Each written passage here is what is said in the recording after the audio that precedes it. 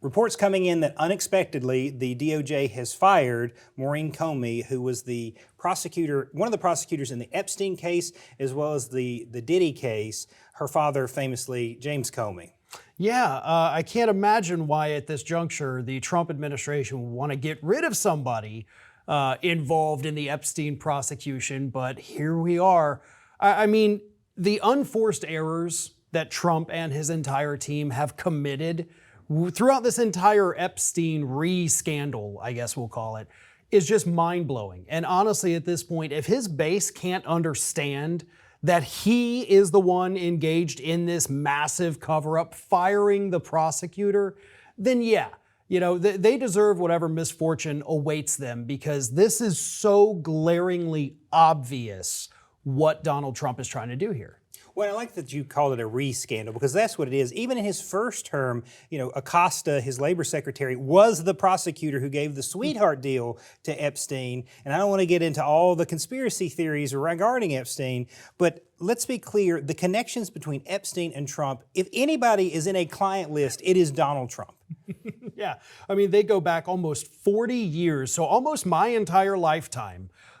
These guys have been best friends. And the thing I love about it the most is that even with everything that is known about Epstein, through the years, through the 2006 arrest, through the 2019, we're still getting new information, regarding Trump and Epstein. A report that came out early this week, of course, suggested or said that back in '93, Trump threw a party, his calendar girl party.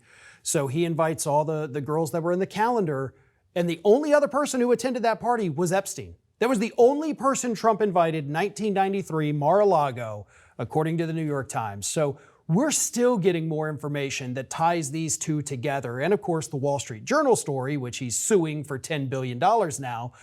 So we'll see how that plays out. But right now, it's not looking too good for that lawsuit either. He actually violated the law while filing it by not following Florida's very strict anti-SLAPP lawsuits.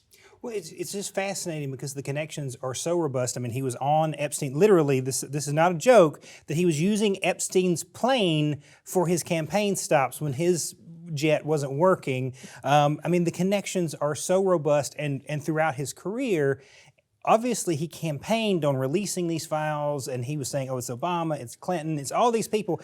The only person we know would be in there is him. And the person who's clearly engaged in the cover-up is him. Yeah. It's just fascinating that his base either doesn't want to see this or can't see this.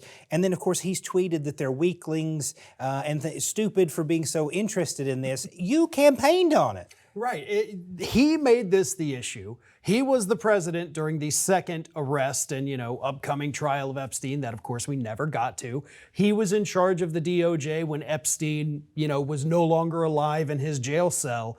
And yet you have the MAGA people still pushing the conspiracies that Hillary Clinton somehow is the one who made Epstein no longer be among the living, which doesn't even make sense. And the timeline for Donald Trump's conspiracy theories about Obama, Comey, Clinton, and Biden creating this fake list, it doesn't even add up. Both of Epstein's prosecutions occurred, the second one didn't happen technically, but they both occurred with a Republican in the White House, Republicans controlling the Department of Justice. So if anybody could have or should have released materials, it was George W. Bush the first time and Trump the second time. So it blows my mind that all of these very obvious facts just get completely overlooked by the MAGA base. But there are cracks. Like we are seeing a few cracks here and there, not a ton, but the cracks are high-profile cracks, and that's what's important, I think. Well, it'll be interesting to see if their actions support their words. I mean, they've got to actually break with him on his crazy agendas and some of the things he's doing. And I think something that shouldn't be lost in this story is he's firing a prosecutor either because of who her father is and he doesn't like him, or because she was working on the Epstein case, which probably involves him. Both of those are wildly inappropriate reasons to be involved in the DOJ. And of course, he has his lackey, Pam Bondi, in charge of this, who's just running amok, firing people, and then the ones with integrity are resigning in droves. I mean, the resignations are the highest they've ever been.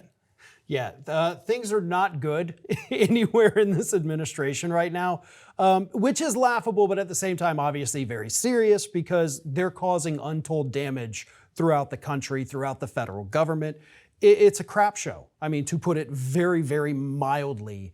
But this scandal it's deteriorating his health, physical and mental. I mean, we have seen that in the last 2 weeks. This man is so untethered from reality. It's, borderline, we need to put you in a place for 72 hours and run some tests on you.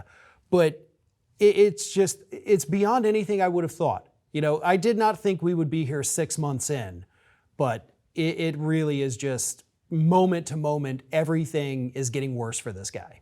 Well, I mean, Senator Tuberville came out and said it was the Democrats' fault that they have made Donald Trump sick. And to your point, we're 6 months in. This man is old. That empirically, he is old. He believes that exercise depletes his life force, in previous quotes from him. So he doesn't exercise, famously eats only fast food. I assume he's on Ozempic or what is he, the fat shot, based on his rapid weight loss. But he looks bad. He's tilting forward. He's not in the best of health. And he's clearly extremely upset about this Epstein scandal that he has caused. He is the one involved in the cover-up. He is the one that he's trying to protect because that's the only person he really ever sticks his neck out for.